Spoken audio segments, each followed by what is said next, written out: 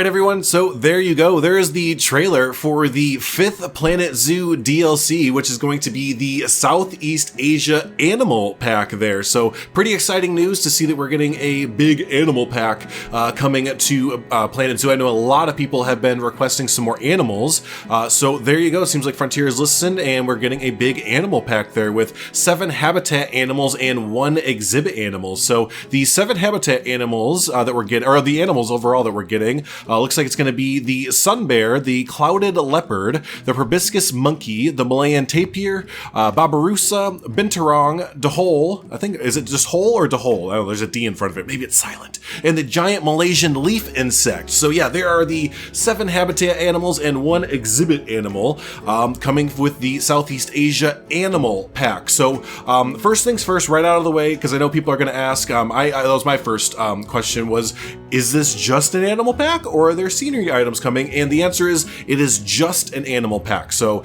not just an animal pack, but it is an animal pack there. So there will be no new scenery pieces, but you know, these all fit in with the current Asia theme that we already have within the game basically there. So yeah, there you go. There's what we have coming, and that is going to be launching on the 30th, I believe.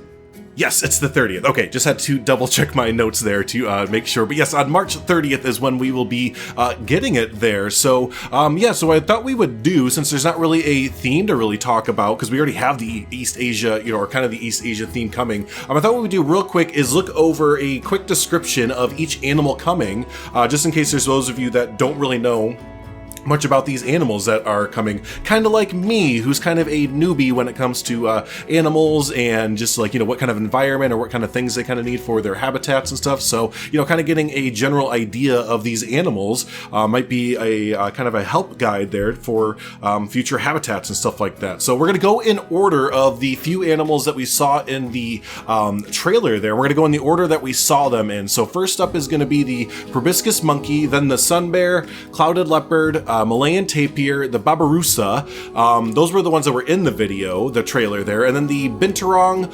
Dhole, and the giant Malaysian leaf insect will be the ones that round out the last bit there. So let's start with the first animal that we saw, which if you might have missed it because it was behind the logo there, but you saw the back of a proboscis monkey there. So the proboscis monkey, or long-nosed monkey, is an arboreal old world monkey with an unusually large nose, a reddish brown skin color, and a long tail. It is endemic to the Southeast Asia island of Borneo and is found mostly in mangrove forests and on the coastal areas of the island. So here you go, mangrove forests. That's we kind of have some mangrove trees and other things like that in the game, so you kind of build it up like that. It says that they like to live on the coastal areas of the islands there. So yeah, these guys, they're crazy looking with their long noses and stuff like that, right? Yeah, the long-nosed monkey, I guess that makes sense. But what beautiful monkeys with the kind of orange and orangish brownish coat and the crazy looking nose and everything. So those are gonna be really fun to build with there. Awesome. Let's go on to the next one, which is the sun bear. And who saw this one coming? No one saw this animal coming, right? Everyone was just totally blindsided and had no idea that we were getting the sun bear there. That's how I should have opened this video there. Who guessed that we were getting the Southeast Asia pack?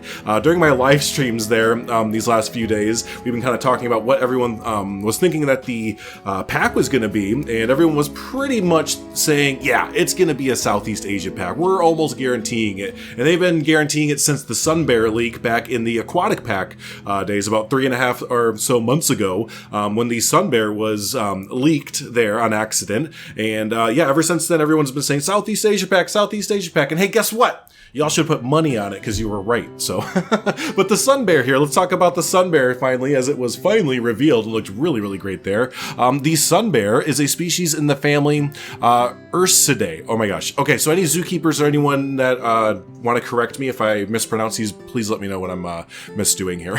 Occurring in the tropical forests of Southeast Asia. It is the smallest bear, standing nearly 70 centimeters, 28 inches, at the shoulder and weighing 25 to 65 kilograms, or 55 to 143 pounds. It is stockily built with large paws, strongly curved claws, small rounded ears, and a short snout. The fur is generally jet black but can vary from gray to red. Oh, interesting. Some bears get their name from the characteristic orange to cream color chest patch. It is uniquely more morphology. Inward turned front feet, flattened chest, powerful forelimbs with large claws suggest adaptations for climbing. And yeah, that is a little bit I did know about these things. They like to hang out in trees, right? Yeah, it just says here, yeah, the most arboreal of all the bears there. The sun bear is an excellent climber and sunbathes or sleeps in trees 2 to 7 meters, 7 to 23 feet above the ground. Okay, so there you go. So when you're making these nice, lush tropical woods and stuff like that, kind of, right? I'm gonna get some trees for the sun bear to hang out in. And again, yeah, that chest piece there is really, really cool to see that, and to see it in game. It looked really, really well done there. So awesome, cool. Let's go on to the next one, and this might be the animal I'm most looking forward to. I didn't know I was gonna be as excited as I was until I saw it in the trailer going around. That's the clouded leopard. I got really excited when I saw the clouded leopard hanging out in the trailer there the few times. So I might be the most excited about that one. I don't know. Which one are you excited for the most so far? Let's see, so the clouded leopard. The clouded leopard is a wild cat inhabiting dense forests from the foothills of the Himalayas through mainland Southeast Asia into southern China. The first clouded leopard known to science was brought to London from China in the early 19th century and described in 1821, way back then. It has large, dusky gray blotches and irregular spots and stripes forming a clouded pattern. Its head and body length ranges from 68.6 to 108 centimeters. You gotta get that 0.6 in there to get exact there. With a 61 to 91 centimeter long tail. It uses its tail for balancing when moving in trees and is able to climb down vertical tree trunks head first. It rests in trees during the day and hunts by night on the forest floor. Ooh, that'd be kind of cool to get for habitats to have a house for these things, right? And I'm pretty sure at Brookfield Zoo, they have the clouded leopard have a bit of an outside area and then a little bit of an inside area too. So maybe like the indoor area could be like where they hunt at night or something like that. The outdoor can be where they hang out during the day or something. So that's kind of cool for the clouded leopard. Looking forward to seeing a lot of clouded leopard habitats spring up on the workshop. I bet everyone's going to be kind of springing towards that one right away. So nice. The next animal that we saw there was the Malayan tapir. So what? This is going to be the second tapir, right? That we have in game currently. So this is going to be the Malayan tapir, which is also called the Asian tapir, Asiatic tapir, Oriental tapir, Indian tapir, or piebald tapir. It's the largest of the 4 widely recognized species of tapir and the only one native to the Old World. The scientific name refers to the East Indies, the species' natural habitat. In the Malayan language, it is commonly referred to as Saipan Tanuk or Badak Tempung. I probably way butchered that, but so it's interesting that these are the largest of the tapirs. We'll have to do a nice little size comparison for them when we get our hands on the Malayan tapir there compared to the base game one that we have there. So awesome. Always nice to see another tapir in there. Okay, so this next animal I didn't know existed. Like when I first heard about it and people were saying it had like tusks that were, it was, yeah, I don't know. It just, I was like, no.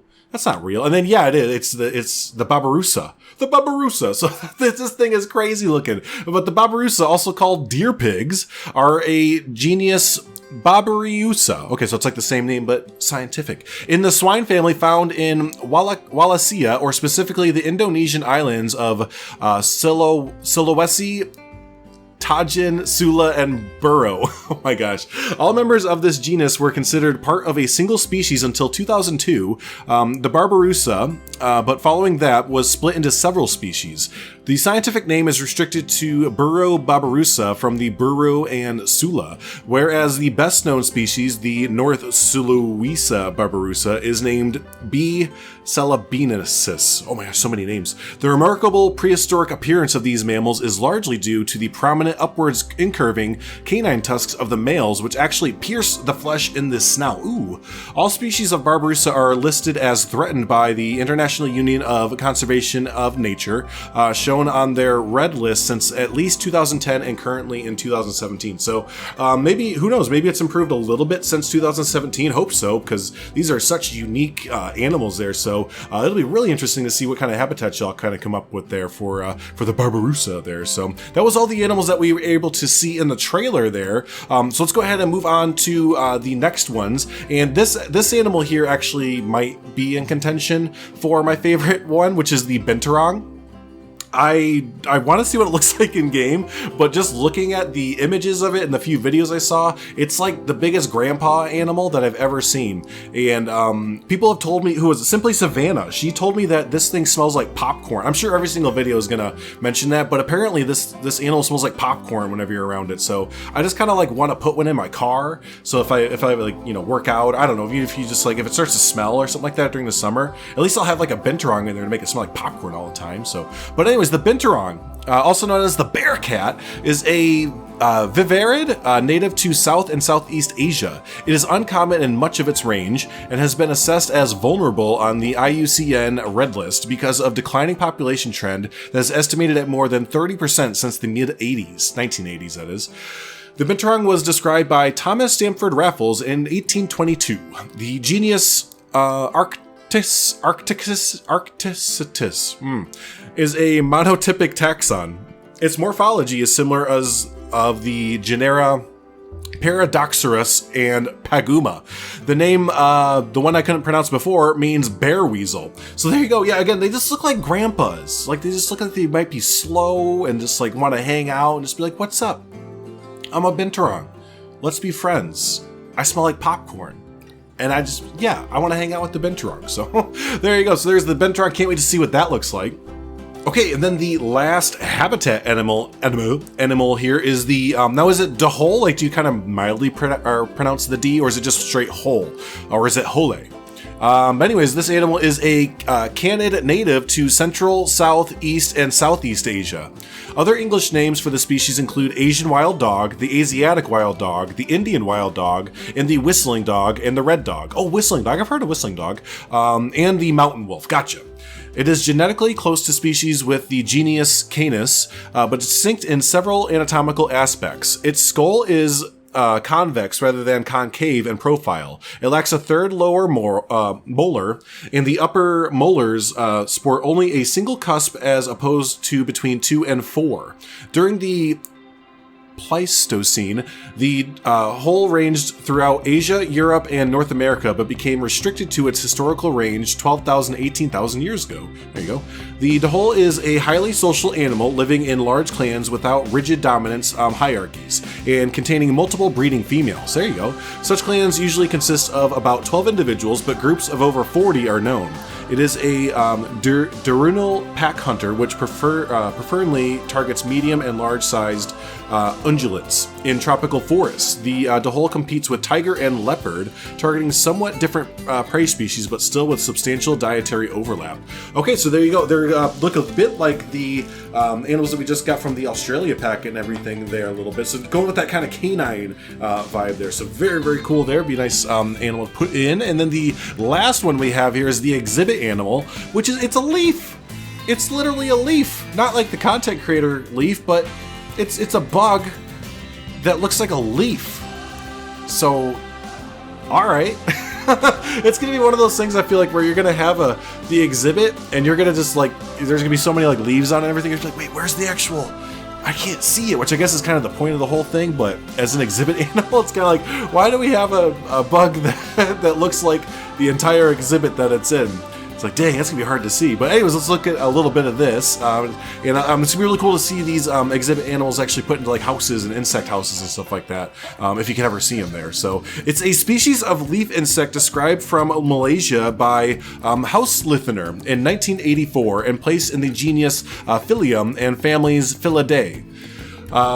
The giant Malaysian ant, what is this called?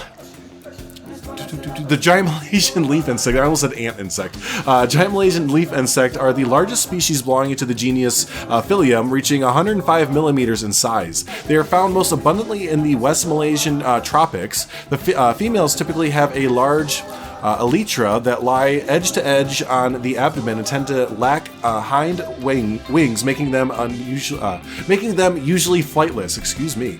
Males have small elytra and sometimes transparent, non-leaf-like functions, hind wings. All right, so there you go. There's just some back information on the little bug there, and yeah, again, put a nice little addition for the insect houses and stuff like that. So yeah, there's your quick rundown. Hopefully got some little bit of information. I know that was actually kind of good for me, because again, I'm mainly a builder and stuff, but it's always good to kind of understand the animals that you're kind of building for and working with there. So hopefully that also helped out some of you that are not as big of zoo nerds like some of you out there, right? So awesome. But yeah, overall for the pack, I am probably about 60 to 70% excited for this. Just, I mean, new animals are always awesome to have, and the community has been asking for new animals for quite a while. It just kind of seems like the lack of scenery, at least for me being primarily a builder, is just kind of glaring there. So it would be kind of nice if we could do these kind of packs with these amount of animals and then have like aquatic pack amount of scenery come with it. Because aquatic pack had, well, really good. It still had the least amount of items and scenery items that we had in a pack before. So yeah, it'd just be nice to kind of at least get a few scenery items with this. And that's coming strictly from a builder there. But again, I know a lot of you have been really excited and really wanting to get you know, more animals in the game there. So for you, is this enough for you, or is it also kind of like, you know, yeah, I got 7 new habitat animals and a leaf to put into a box, but you know, is that enough to keep you coming back for more? Is this kind of like the direction that you want them to go in the future? Or is it, again, like we're kind of missing out on those scenery and wall sets and stuff like that a bit, and it's kind of glaring and missing, right? So yeah, I'm really curious what the community has to say about this, if they're happy about it, if they're kind of like, that's okay, but we just need a little bit more, or, you know, what have you. Especially now that we have modding in the game, especially now that we have standalone modding in the game, which this pack was probably in the making and coming out well before the modding revolution has been happening, where we've gotten, what is it, like 12 animals, I think, or way more than that. A whole bunch of animals in like the last week, probably enough for at least 2 of these DLC size and modding animals at least. So yeah, especially now that we have modded in animals, I wonder how the community kind of feel about this pack. Is it kind of now, you know, this is cool, but hopefully we go a different direction now that modders are putting in standalone animals there, or would we like to see some more animal packs from Frontier? Oh my gosh, my dog came barreling into the room right as I was in the middle of some point, and I have totally forgotten it, but we're just gonna keep rolling with it, and I'll probably just kind of wrap it up there. But overall, yeah, what does everyone kind of think there? Are you really excited about the only animal pack there? Are you kind of hoping that in the future we can get maybe the same amount of animals but some scenery to go with it? That's kind of where I'm at, where the amount of animals now, that seems like pretty good. You know, 7 habitat animals, 1 exhibit animal, but we're missing the other half, which is the scenery items and wall sets and stuff like that. So is that kind of where you're at, or are you kind of happy with it, or would you just like to go back to the I guess quote unquote old DLC method there, which is the 4-ish habitat animals and the regular scenery items? So yeah, again, this is a pretty this is a different kind of DLC. This is one that we haven't seen before. If you're going to compare this to any other kind of DLC for Planet Coaster, that is, you can kind of maybe compare this to the Magnificent Rides pack, is what I kind of thought of at first. So yeah, it's kind of our Magnificent Rides pack for Planet Zoo. Now the thing with that is that the Magnificent Rides pack and what the other one was called, there was 2 ride packs that came out. Those both came out at the end of Planet Coaster's lifespan there. I'm not saying that, you know, getting an animal pack is indicative of the end of Planet Zoo's lifespan there. I still think we have another year of content for Planet Zoo, but it's just kind of interesting that we're getting this animal pack now. And again, if you're kind of comparing it to Planet Coaster, we got 2 ride packs for Planet Coaster, and then things kind of dwindled down and shut down for content, that is, for Planet Coaster on the PC. So could this be the start of the end of Planet Zoo 2? I don't know. Some people have kind of hinted at it, but who knows there.